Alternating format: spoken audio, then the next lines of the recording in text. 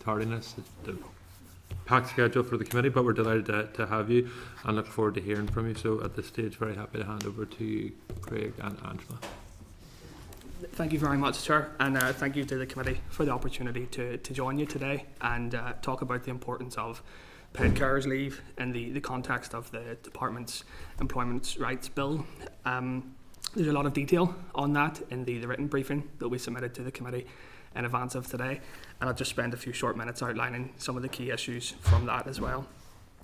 To briefly set the context, there's over 220,000 people providing unpaid care for sick or disabled family members and friends in Northern Ireland today, and over 80% of those people are of working age.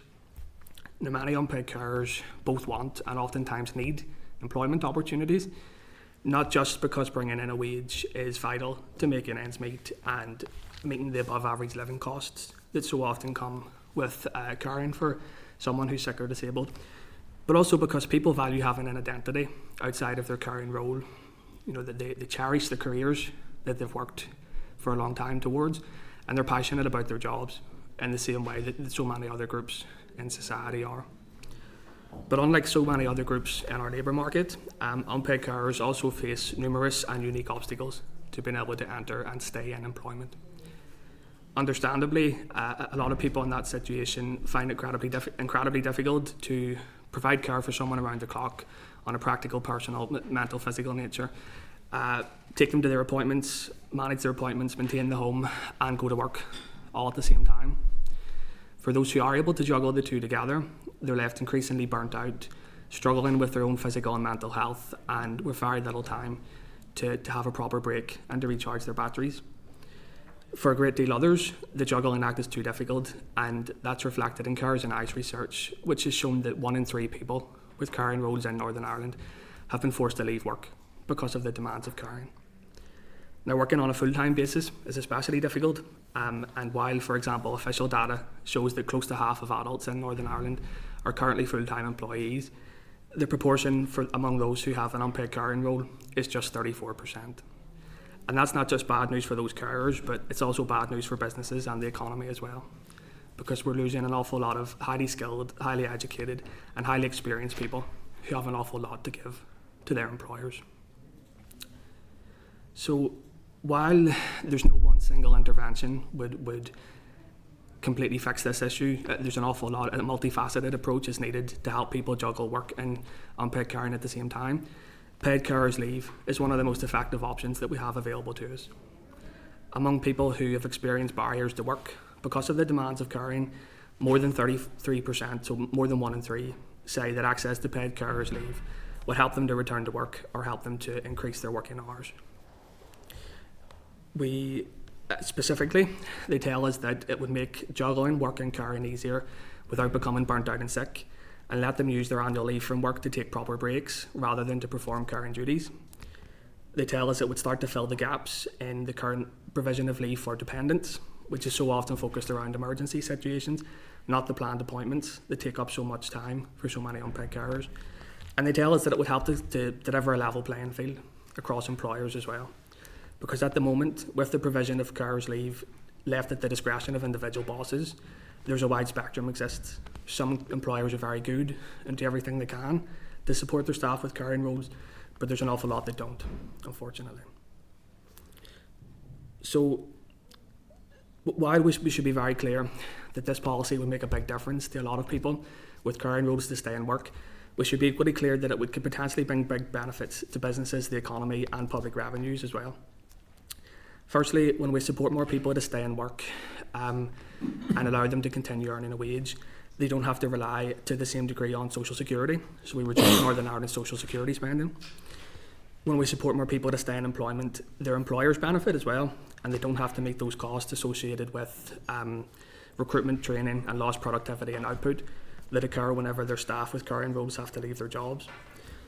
And just to give a bit of an insight into the potential savings on offer here, our research has suggested that if the delivery of paid carers leave prevented just 1% of people who are currently juggling work and employment in Northern Ireland from having to leave their jobs and apply for carers allowance, the executive would save nearly £4.5 million a year on carers allowance payment alone. Similarly, those people staying in work would also mean the UK Exchequer benefiting to the tune of nearly £6 million a year through the continued income tax and national insurance that those people would still be paying. So that's a combined benefit of over £10 million a year if paid carers leave only had the bare minimum impact on carer employment rates in Northern Ireland. And with strong reason to believe that it would have a much greater impact than that and encourage many more people to stay in work than that bare minimum impact. Now, in terms of the cost, if we were to deliver carers leave on a fully paid basis, our research suggests that the gross annual cost to government of a system of 5 days of paid carers leave would be between £10 and £15 million per year. 5 days a year? Sorry? 5 days a year? Yes, if that was 5 days a year, yep, so a week off from work per year in total. Now that's based on median earnings and dependent on the take-up rate among eligible employees. Now that's a gross annual cost, but as I said a second ago, it would be significantly mitigated by the big economic benefits and the social security savings that would be delivered by keeping more unpaid carers in work, and by the savings to businesses through greater staff retention. Even if those mitigating factors didn't exist, we can't look past the fact that that central estimated cost of delivering this policy for a full year is still less money than our unpaid carers are saving the public purse every 24 hours in Northern Ireland through the free labour that they provide. So they're giving an awful lot more to society than what they're asking for through this policy. Within that context, it's not surprising that it has such widespread support across society. At the end of April, more than 30 organisations came together to pen a letter to the Economy Minister to urge him to include paid carers leave in the pending Employment Rights Bill. That included the likes of the Irish Congress of Trade Unions, the Royal College of Nursing, NIPSA, GMB Unite, the Women's Resource and Development Agency, economists and many other expert stakeholders from across Northern Ireland. Now together those people represent or advocate for hundreds of thousands of people in Northern Ireland's labour market, and they spoke with one voice whenever they said in that letter and told the Minister that delivering paid carers leave is one of the most important interventions we have available to support more carers to stay in work. This Assembly, of course, has also supported the policy already when it passed a motion in March about workers' rights, which included support for paid carers leave, and that was passed unanimously across the Chamber. So just to conclude, Chair, I think we have to be cognizant of the fact that Northern Ireland's ageing population and the growing prevalence of long-term illnesses and disabilities mean that 2/3 of people here are expected to become unpaid carers at some point in their adult lives. So that means that workers' workplace rights for unpaid carers is not just a major issue for so many people in Northern Ireland today, it's also going to be an even bigger issue for an even greater number of people in the future. So we have to grasp the opportunity that the Employment Rights Bill presents to start delivering the workplace support those people need. Great Britain is already a step ahead. The Carers Leave Act 2023 over there grants a legal right to 5 days of unpaid caring leave for people with caring duties in England, Scotland and Wales. And while we would want to see as a minimum parity delivered with that, we also think there's a strong moral, financial and economic case to deliver that leave on a paid basis in Northern Ireland instead. So thank you very much for your time. We'll of course be happy to answer any questions that members may have. And just to end on a slightly unrelated note, just on behalf of everyone at Carers and we of course wanted to send our best wishes to Minister Murphy for a quick and full recovery from his bout of ill health. Thank you. Thank you. That was a very good presentation, so I appreciate that. I'm just trying to firstly get my head around. So the proposal from Carers NI is 5 days of paid carers leave a year, which would be ahead of the rest of the UK, and that there are 5 unpaid per year.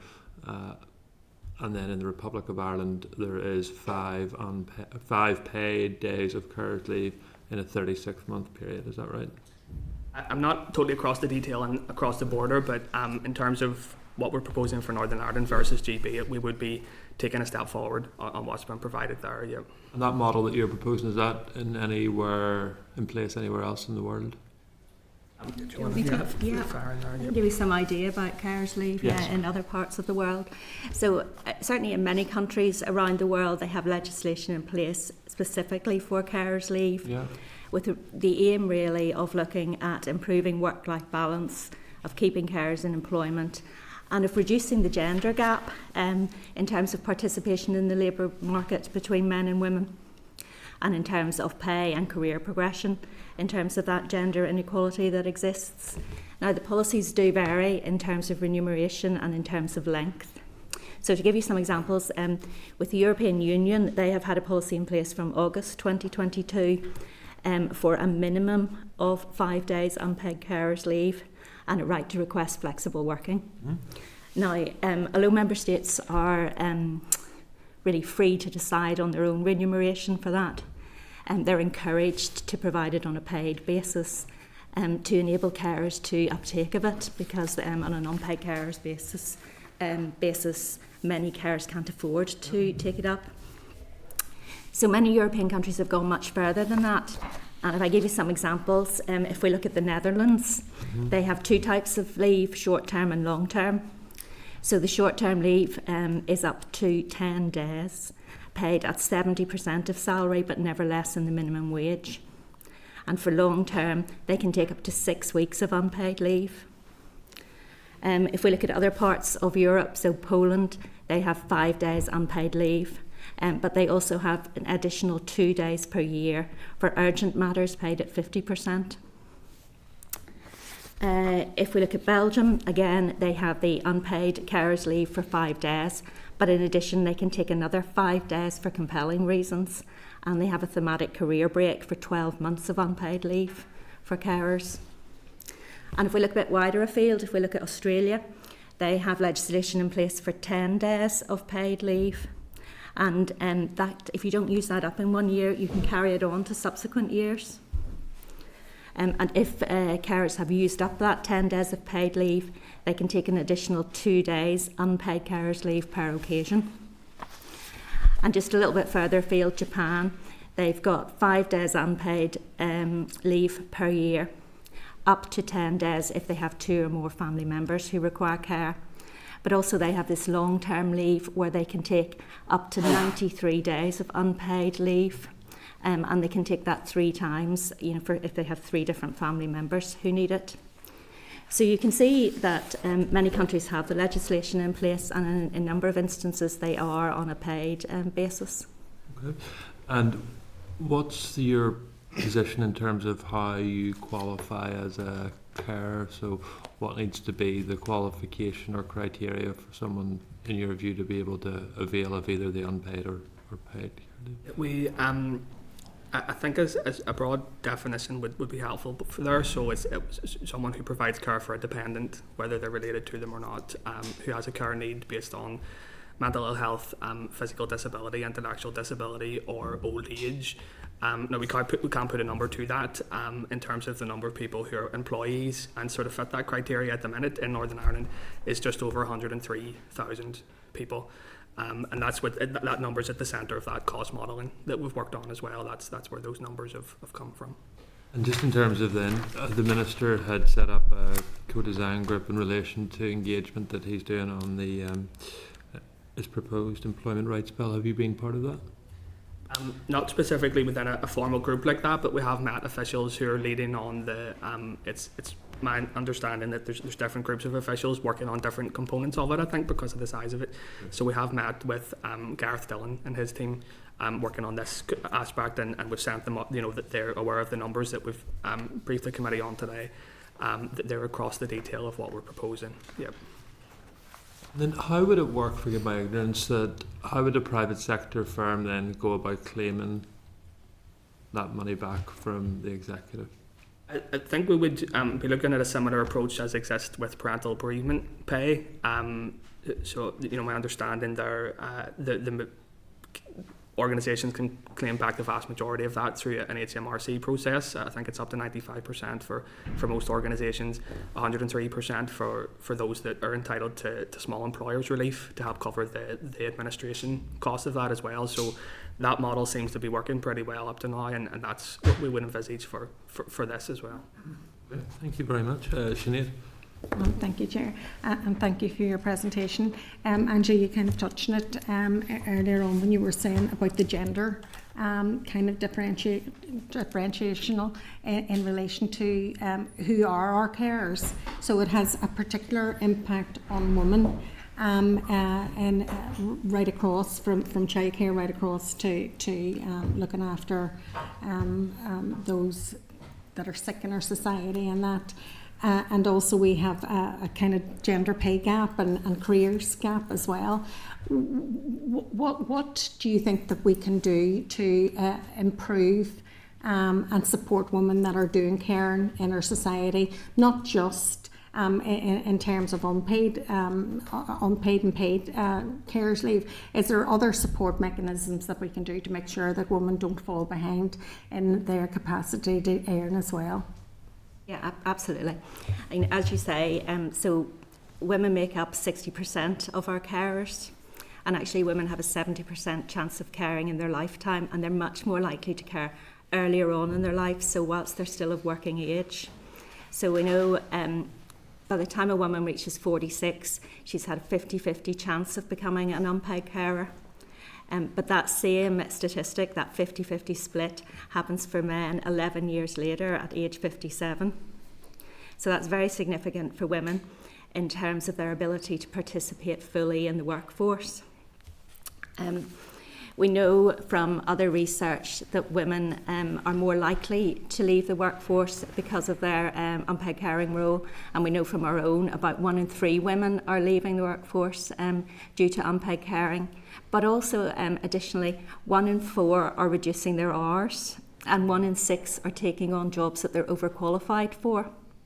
So this difficulty in juggling their unpaid caring role and employment is leading to not just a lack of participation in the workplace, but also an inability to participate fully in terms of the types of jobs that they take on and in terms of the hours.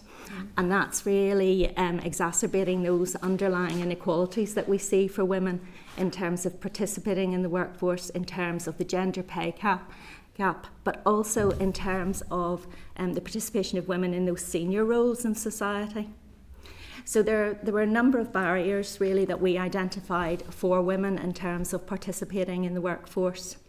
Now, they're not all within the remit of this committee, but certainly they're around a lack of jobs with flexibility, a lack of dedicated time to allow carers, to allow women to take that time out to undertake part of their caring roles, such as taking people to appointments.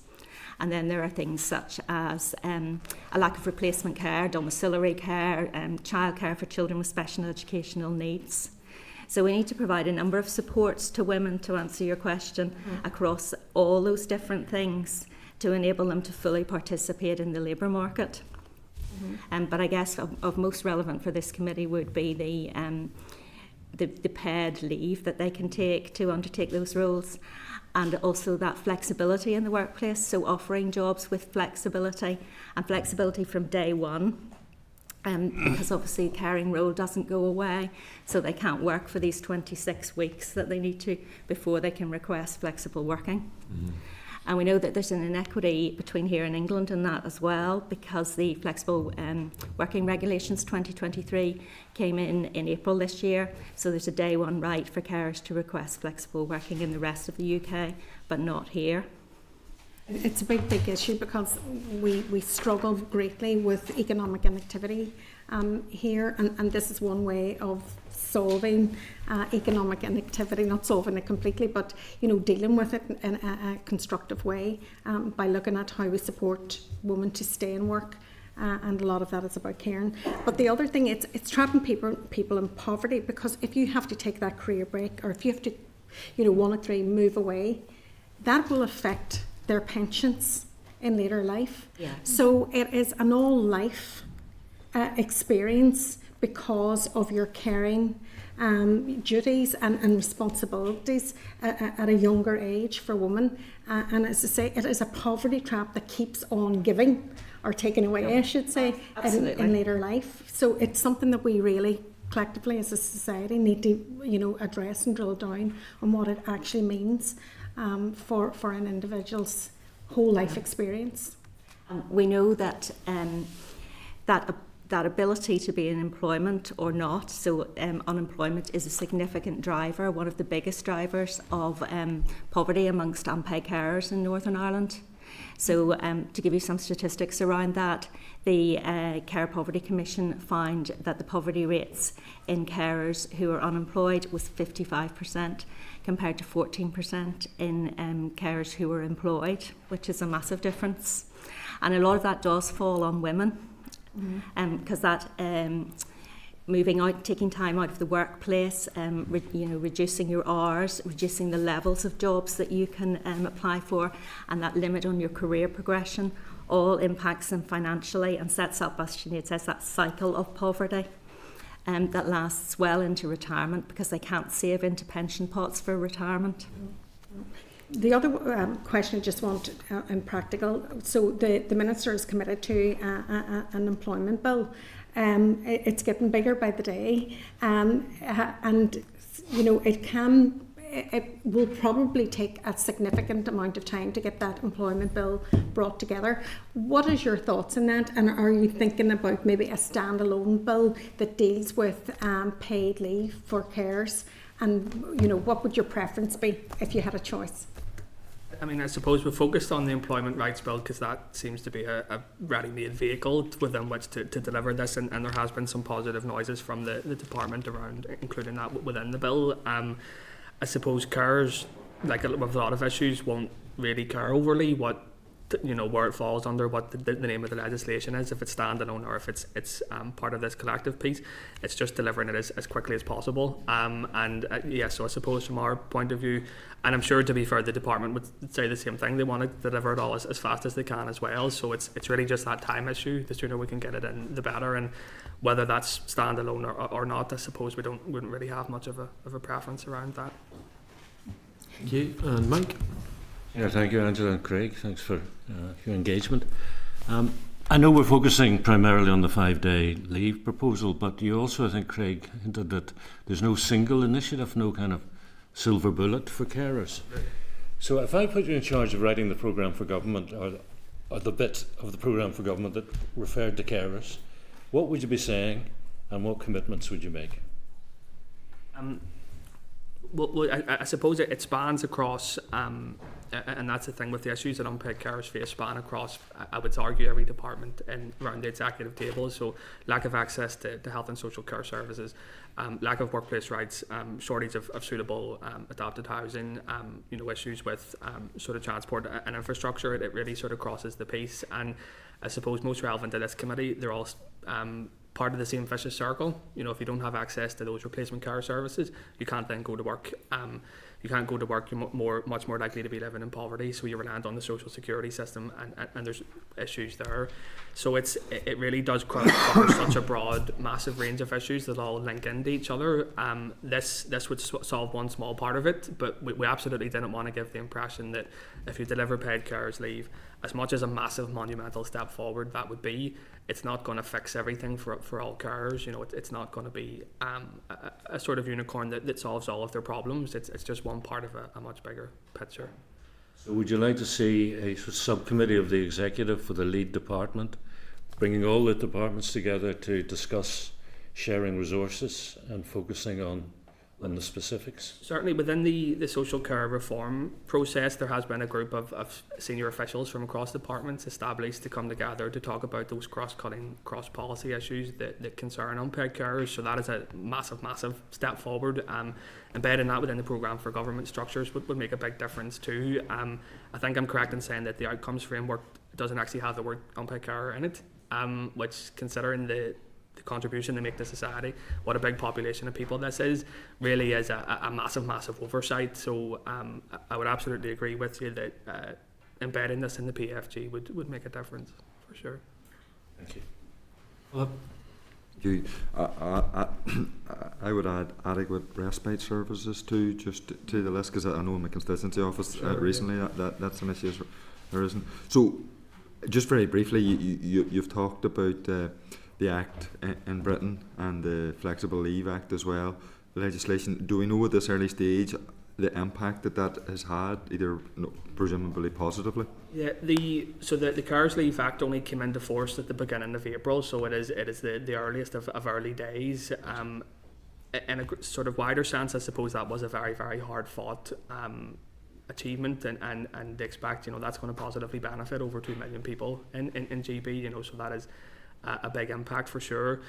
I suppose we're emphasising the opportunity to go a step further here, because ultimately, whenever you have a policy of that nature, no matter what it focuses on, when it's unpaid, it's financially penalising people for taking time away from work to care. And unfortunately, it is going to make it unaffordable for a hefty proportion as well, who just can't afford to lose the salary to take that leave. So it is a massive step forward. If it's the difference between that or nothing, of course that would be a bit of a victory, and it would make a difference. But we just think there's such an opportunity to go so much further and to really deliver the help that people need.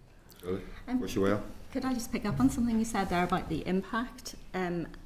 We do know a little bit about qualitatively of the impact that some of these policies have on individual carers, because they've talked to us about that in their research. So we know for those employers that provide these sorts of policies on a voluntary basis at the moment, carers have told us about the significant impact that has on them. Many carers, they want to be in employment, but they also need to be at the moment, because they need to bring in that income, and in the current cost of living crisis, that's really a necessity at the moment. So for those carers that currently have that support from employers, the difference that makes in their lives and the ability to carry on work that makes, compared to those carers who don't have those sorts of supports, and what they're telling us about the impact that's having, because they're having to just try and juggle this at the moment, the impact that's having on their lives in terms of their health and well-being, with tiredness, stress, burnout, exhaustion. But having to keep going because they need to bring the money in, so they can't just give up work. So we do know about the impacts in terms of a qualitative process there. Thank you, Phil. Thank you both very much for that. We, like you, look forward to seeing details of the proposed bill, and no doubt whenever it is published that there will be continued engagement with the committee with you on this important issue. Thank you very much for your time. Chair, committee want to write to the department, just ask them for the timescales on the legislation and where they are in terms of the paid leave, unpaid leave, and adequate respite, just to see what their plans are. If we even ask them for just an update on where they are with the employment and bill / workers' rights bill. Jolly good. Seems to be getting a big bill. Okay, members, item 9, delegated legislation, working time regulations. I wish to advise members that the department has laid in draft the statutory rule 2024-0000, the working time amendment regulations Northern Ireland 2024. The rule is subject to affirmative procedure and will come into operation when affirmed by the Assembly. The department previously advised that the retained EU Law Revocation and Reform Act 2003 removed certain interpretive effects, creating a risk that the new case law defining what should be included in normal remuneration, including leave, could fall away. The SR amends Regulation 2 and 17(5) of the Working Time Regulations Northern Ireland 2016. The amendment to Regulation 2 seeks to clarify that the definition of statutory leave with the Employment Working Time Regulation is the same as within Part 19 of the Part 9 of the Employment Rights Northern Ireland Order 1996, which refers to maternity leave, adoption leave, shared parental leave, and paternity leave. The amendment to Regulation 17(5) clarifies that compensation related to an entitlement is to leave will cover unused leave at the point when a worker's employment is terminated, if the worker is entitled to carry over the unused leave into the next immediate year by virtue of a relevant agreement. Members have any questions on that SR?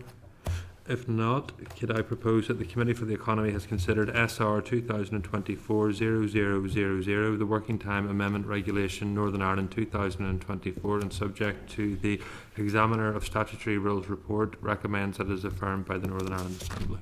Is that agreed? Great. Thank you. Okay, members, moving to item 10, which is correspondence. Items 2, 3. Does the committee want to dispose of all of them in line with the index? Yes. Are members content that we dispose of these correspondence as recommended before you? I have one issue, That's Chair. fine then. Okay, let's go through them individually. That's no problem at all. I think it's just one. I'm happy just to pick out the response to the arm's length bodies and return on investment. I mean, I thought to begin with that the department would have at its fingertips, as it were, and to be able to say, this ALB got a budget of X, they've generated Y in terms of value for the economy, and therefore per pound, that's the return on investment. They still haven't done that for us. When the officials were here, they gave no indication that this was going to be an issue. They didn't appear to know that the ALBs were using their own different measures. So, for example, the tourism ROIs are for specific marketing campaigns, which is a really interesting answer to a question we never asked. The question now is, why do they allow the ALBs to set their own terms of reference? Despite the fact they previously put in writing that they felt that a return on investment was more appropriate for the private sector, it now appears Intertrade Ireland has a form of ROI as an annual key performance indicator. So I'm very dissatisfied with where we are, Chair, and what we're going to propose is that we tackle it differently and ask about value for money. Because the Audit Office has 3 criteria: economy, efficiency, effectiveness, or as they put it, spending less, spending well, spending wisely. So could we write to the department and ask for their assessments of the value for money delivered by each of their ALBs? Perfect. Agreed, Chairperson? Agreed. Philip, you had an item you wanted to raise? No? Okay.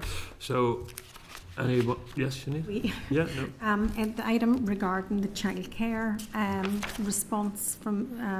Number 2, yeah. Yeah, sorry. Item number 2. I'm just wondering, should we go back and write to the department again and ask whether the task and finishing group that has the job of looking at the childcare issue overall, are they considering the skills aspect of it, the fact that there is no curriculum hub in FE in relation to childcare? Because I think there really is, there really needs to be a really closer alignment with this department and education around childcare, and that skills is fundamental to solving the problem. Agreed, members? Agreed? Yeah, but okay. Thank you.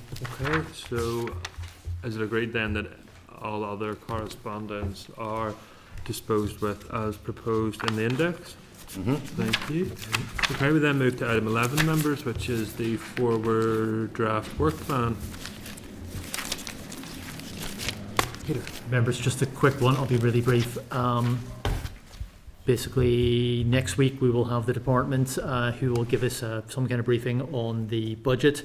The week after, the 29th, that's our joint concurrent meeting. So we'll have a short economy committee meeting at 10 o'clock. And then at 10:30, we'll be in the plenary chamber. We'll be with the Committee for Education. Just to advise members, there is no facility for remote attendance. So you have to come in person. So we have to come to that one in person, okay, so you cannot attend remotely. The other thing is that I've been contacted, the committee asked me, agreed that I should go out and ask the academics about giving us relevant briefings. So UU Economic Policy Centre has offered to brief on its report on tourism on the 12th of June.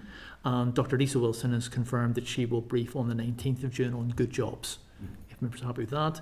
And then also, Chairperson, as our sessions appear to be the other thing I should mention is that the debt relief order, I hope that the department will come and brief on that, on the legislation, on the 5th of June. So this is us in Northern Ireland, this adopting, I think, pretty much what they're doing in the rest of the UK. Finally then, Chairperson, as our sessions are really very long, at my suggestion, I've added some additional refreshments so as to ensure that our quorum is maintained. I trust that is satisfactory, and we'll just have a look at what members actually made use of, and then we'll adjust our order accordingly, if that is agreeable, Chairperson. Right. Okay, members, is there any other relevant business any member wishes to raise at this point? If not, can I thank you all for your attendance and agree that the committee is now adjourned? Committee Room 30, sound.